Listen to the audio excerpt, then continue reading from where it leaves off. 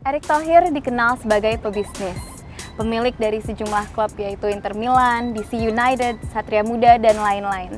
Dia juga adalah ketua panitia Asian Games 2018. Menarik untuk mengetahui kesibukan sehari-harinya itu seperti apa sih? Saya Fathia Izati, inilah Suara Milenial by IDN Times.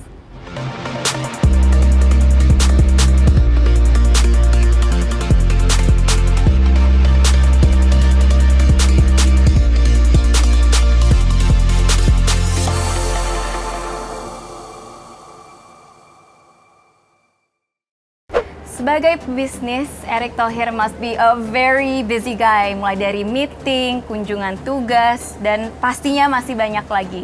Selain bisnis olahraga, dia juga aktif di bisnis media. Ia juga adalah orang Asia pertama yang pernah memiliki tim basket NBA yaitu Philadelphia Sixers. Kita sambut Pak Erick Thohir, apa kabar? Baik. Terima kasih atas undangannya. Oke, terima kasih udah kita bisa syuting di sini Pak hari ini. Iya. Mungkin pertama kali biar enak nanti ngomongnya, manggilnya Kak, Pak, Ya, Om. terserah. Enaknya apa nih? Terserah. Pak aja kali ya. Pak boleh, Pak. Om boleh, kakak boleh, opa Kakak. boleh, opa. Kak aja biar kayak sama gitu, Kakak. seumuran gitu. Alhamdulillah awet muda. Oke, Kak Erick Thohir kan masih muda nih, tapi udah aktif di banyak bisnis, sudah banyak banget. Boleh diceritain nggak pertama untuk milenial yang nonton ini, mulai bisnis itu apa dan kenapa? Ya, saya rasa bisnis itu kan sesuatu yang unik. Setiap orang punya garisnya sendiri. Kadang-kadang kalau kita ikut-ikutan malah gagal. Kalau kita nggak sehati malah nggak jadi maksimal. Jadi kalau saya teori bahwa kalau kita mencintai sesuatu, ya itu bisa jadi bisnis. Oke. Nah kebetulan kalau saya karena memang senangnya di media dan sport, itu yang membuat saya pulang malam, bangun pagi, ya semua kerjaan harus diurus. Nah karena ya kecintaan daripada usaha itu. Duit, uang itu nomor 2. Karena saya yakin apalagi dengan sekarang ada macam-macam investasi, crowdfunding, uang itu bisa dicari. Tetapi kalau orang percaya dengan tadi bisnisnya kita, visinya kita, uangnya akan datang. Gitu. Jadi, oke, understand. Yang pertama paling penting itu adalah kita bisa mulai dari apa yang kita cintai. Iya. Sama kayak saya, Pak. Iya. YouTube, saya Udah suka berapa YouTube. tahun? 6 tahun. Nah, kan berapa banyak yang bisa last long 6 Iya. years. Ya, mungkin rata-rata YouTuber itu mungkin saya nggak tahu nih bukan Iya. dunia saya, Iya. tapi mungkin ya rata-rata 2 tahun aja Iya. udah. Emang harus cinta, emang harus suka itu. bikin konten. Ya, sama lah kalau jatuh cinta kan kayaknya termehe-mehe Iya. gitu. Tapi kalau Kak Erick Thohir sendiri, inget nggak pertama kali mulai bisnis tuh bisnis apa? Kayak saya nih Pak, pengen bikin misalnya mie ayam gitu. Kalau sekarang banyaknya itu ayam geprek gitu. Kalau dulu Kak Erick Thohir pertama kali. Ini true story. Yes, we want the Saya, truth. saya Tell us the pertama kali bisnis itu umur 9 tahun. Wow, oke. Jualan biji karet. Biji karet. Tahu biji karet ya? Anak sekarang Buat nggak tahu mainan biji gitu karet. ya? Nggak tahu Iya, sih. biji karet tuh zaman dulu. Ya. Biji yang diadu-adu. Kayak kelereng. Ya, Ya. cuman ini dari bijinya diadu. Kalau yang bijinya rusak, itu kalah. Oke, Nah, waktu itu ya emang zaman itu ya kebetulan Yang hitsnya itu ya? ada suatu sore ada bapak-bapak ya jualan biji karet. Udah sore. Lalu kita lagi kumpul-kumpul. Ayo Dek, beli biji karet saya gitu. Lalu kita, oh kasihan juga ya bapak-bapak. Ya udahlah kita pecahin tabungan. Wah, Katanya waktu itu beramai nih berempat tabungannya gitu. yang masih pakai kayak ayam Iya, gitu. yang ayamnya itu dipecahin benar-benar. Akhirnya dibelilah tuh biji karet 1 karung. Oke. Buat main. Oke. Buat main. Oh, ini biji 1 karet sekarang bisa main. Nah, akhirnya nih udah 4 hari main biji karet bosen juga kan. Masih banyak sisanya. Lalu gimana? Ya udahlah kita jual aja saya bilang. Kan lumayan kalau kejual tabungannya bisa balik. Iya. Nah, akhirnya ya itu kita jualan di lapangan sepak bola di depan SD di Tebet Timur. Oh, di Tebet ya Pak? Iya, jualan di situ. Laku nggak tuh Kak? Ya lumayan lah, maksudnya paling nggak duitnya sih nggak balik. Oh iya. Udah gitu yang ada duitnya balik dibeliin makan somai, habis juga. Oh. Cuman ya itulah pengalaman yang mungkin saya juga seperti itu mungkin karena ngeliat orang tua saya yang dua-duanya berdagang. Berarti orang tua Kak Erik ini bisa dibilang sebagai role model atau Saya- ada sosok lain yang Iya, ya pasti karena kedua orang tuanya berbisnis ya saya melihat ya itu role modelnya saya, baik bapak dan ibu.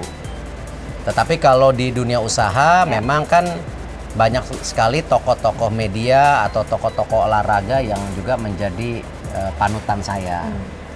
Kalau di toko media kan sudah terkenal lah yang namanya Yakub Utama dan Dahlan Ya. Iskan waktu Ya. itu di era koran. Alhamdulillah di industri TV mungkin juga sekarang ya banyak hal-hal yang baru. Tapi di industri olahraga juga kalau waktu itu saya adore ada pemain basket yang namanya Jerry West, Oke. Lakers.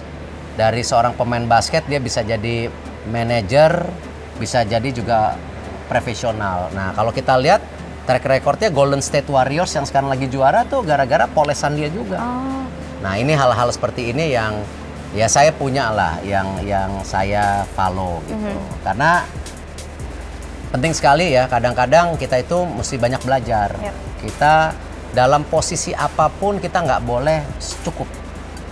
Dunia itu selalu berubah, jadi penting sekali kita selalu belajar. Tuh, ini Asian Games saya belajar banyak. oke. Belajar dari negara-negara lain, dari acara yang sebelumnya udah Iya, diselenggarakan. perbedaan kultur, perbedaan pandangan, Ya. dan Asian Games ini kan yang kerjasama dari semua kementerian, swasta, anak muda, Ya. volunteernya aja 15.000. 15.000 15.000 volunteer. Indonesia? Indonesia, Wow. usianya semua di bawah 28 rata-rata. Ah, 28 28. loh. Oh, oke. Penari-penari yang di belakang Iya, iya. anak-anak SMA kebanyakan, SMA 3, 68, hampir 4.000 jumlahnya. Oke. Itu kan perbedaan. Ya. Ya, nah ini yang menarik justru dalam sebuah kehidupan itu ya tadi kita selalu belajar. Itu merupakan kunci sukses juga. Ya, itu menarik sih Kak, kayak everyone is involved in Yes. Asian Games. Kalau yang untuk jadi volunteer itu gimana waktu dulu?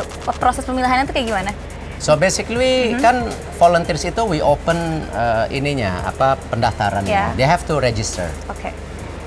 Dari situ kita seleksi berbagai macam cara, ada interview, training dan macam-macam. Nah, kita ambil the best 15,000. Wow. Nah, dari yang 15.000 ini kita training lagi sampai berapa bulan ke depan supaya dia bisa siap. Karena kan kebanyakan dia nggak ngerti Ya. apa itu hal-hal seperti Yeah. ini gitu. Yeah. Jadi it's good for them to be part of this. Ya, karena apalagi kan kalau kita sukses Asian Games, mungkin nanti generasi kalian yang nerusin kita-kita. Ya.